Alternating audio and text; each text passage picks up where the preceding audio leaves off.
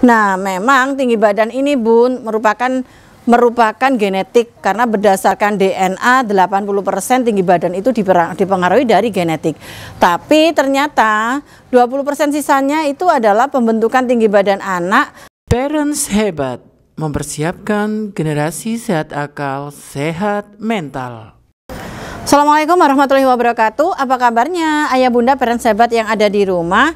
Hari ini kita akan berdiskusi tentang apa saja yang bisa kita lakukan atau stimulasi apa saja yang bisa kita berikan kepada anak-anak, utamanya anak usia 3-6 tahun untuk menunjang tahap tumbuh kembangnya, yaitu pada tinggi badannya.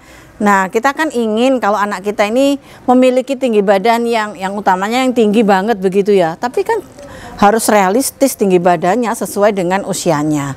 Nah, memang tinggi badan ini Bun merupakan genetik karena berdasarkan DNA 80% tinggi badan itu dipengaruhi dari genetik.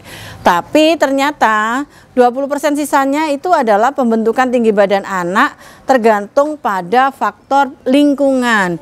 Nah, faktor lingkungan ini meliputi banyak hal, salah satunya adalah habit, kebiasaan atau stimulasi yang diberikan orang tua kepada anak-anaknya. Nah, apa saja Bun 7 stimulasi yang bisa kita berikan kepada anak-anak agar anak-anak kita memiliki tinggi badan yang maksimal?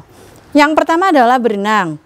Dengan berenang, kegiatan ini membantu seluruh otot dapat bekerja dengan maksimal. Saat kegiatan berenang pula terjadi proses pengiriman hormon pada kelenjar pituitari. Nah, kelenjar ini akan melepaskan hormon yang mampu merangsang pertumbuhan tulang rawan sehingga akan tumbuh dan berkembang dengan baik. Yang kedua yaitu lompat tali atau biasa kita kenal dengan skipping.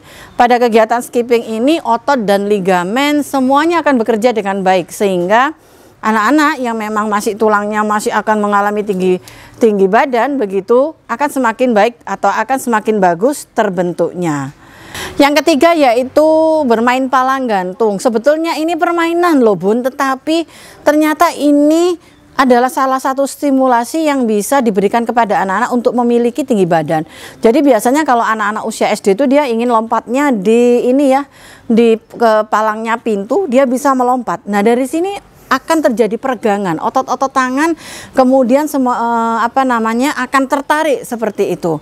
Bahkan kalau beberapa permainan ataupun alat main begitu ya, wahana yang ada di tempat-tempat main itu biasanya ada yang untuk menggantung. Ternyata itu salah satu tujuannya adalah peregangan agar terjadi tinggi tumbuh badan.